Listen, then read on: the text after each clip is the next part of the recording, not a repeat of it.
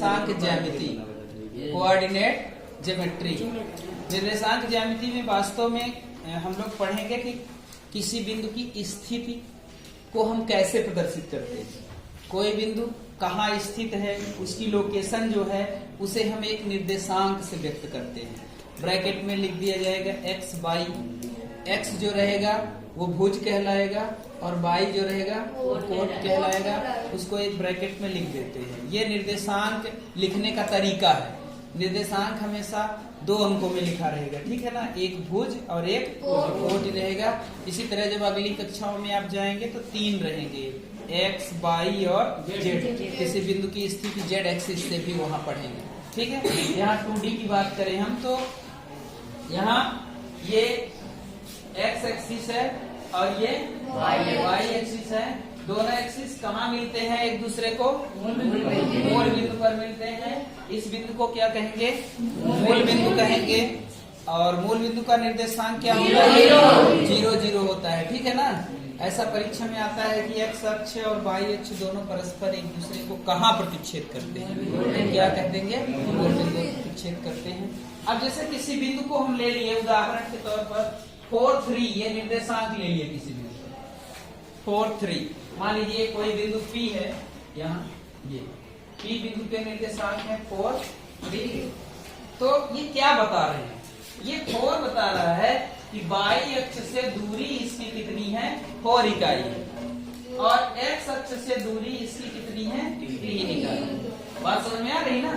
ये दूरी, ये 3 क्यों है? देखिए ये लाइन 3 इसलिए है कि यहाँ वाई अक्ष में 3 इकाई तक जा रहा है। और ये 4 क्यों है? क्योंकि ये लाइन एक्स अक्ष में 4 तक जा रही है, तो ये दूरी 4 हो गई। भले ये 4 शुरू में लिखा हुआ है, भुज है ना, लेकिन ये वास्तव में 4 जो है वो वाई अक्ष से दूरी है। किस अक्ष से? कंफ्यूज नहीं होना कि शुरू में लिखा है 4 तो ये एक्स अक्ष से दूरी है। ये किससे दूरी है? और ये 3 भले वाई में लिखा है, ये एक्स अक्ष से दूरी है, ठीक है ना। तो इस तरह से किसी बिंदु की स्थिति बताता है।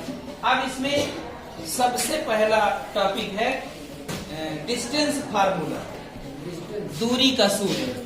2 बिंदुओं के बीच की दूरी। सबसे पहला सूत्र है डिस्टेंस बिटवीन 2 पॉइंट, ठीक है। Distance between 2 point.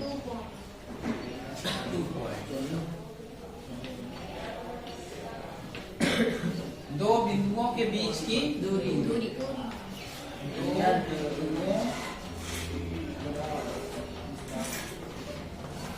की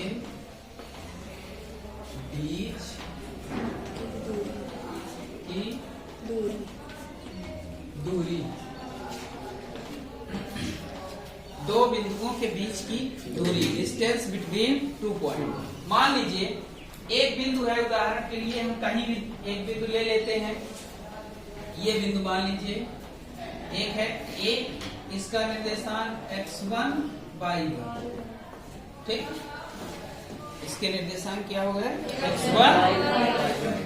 अब एक दूसरा बिंदु ले रहे हैं, मान लीजिए यहाँ B, इसका निर्देशांक x2 y2 ले लिए, ठीक है। एक निर्देशांक हो गया x1 y1 और एक हो गया x2 y2। अब इन दोनों बिंदुओं के बीच की ये जो दूरी है, ये इसे ज्ञात करना है, ठीक है। तो इन 2 बिंदुओं के बीच की दूरी ज्ञात करने का फार्मूला है, जैसे इसको हम A और B के बीच की दूरी को AB कहें। क्या कहें? AB बराबर अंडर रूट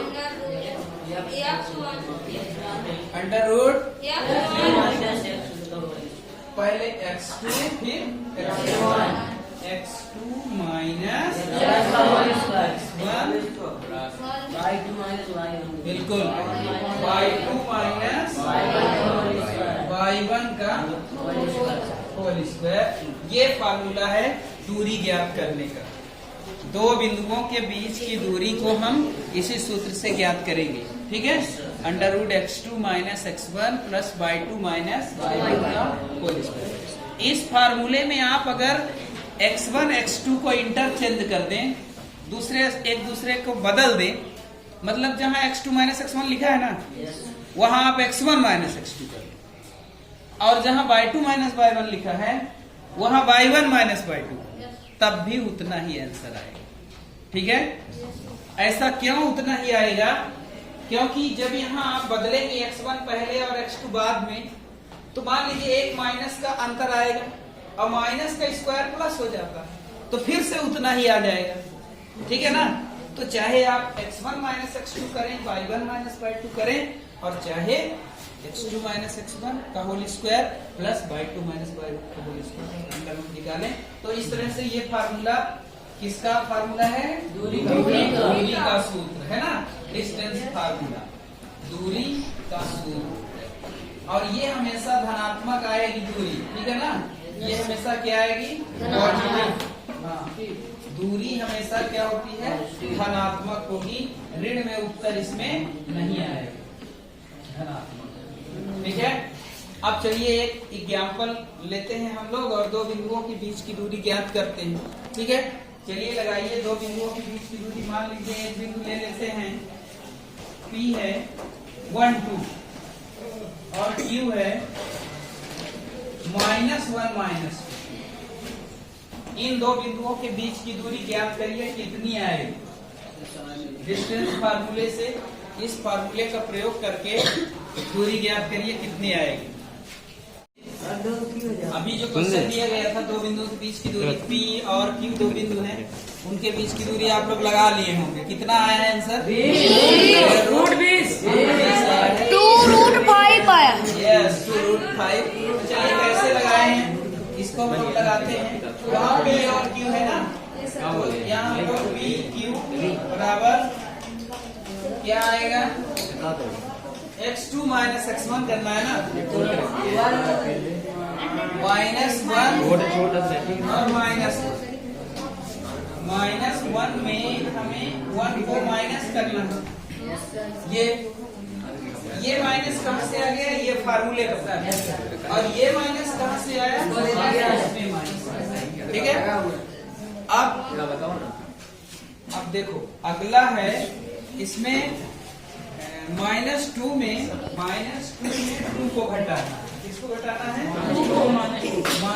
-2 में उसको घटाना है। ये स्क्वायर हो गया। जैसे यहाँ है माइनस, उसी तरह से यहाँ आ गया माइनस।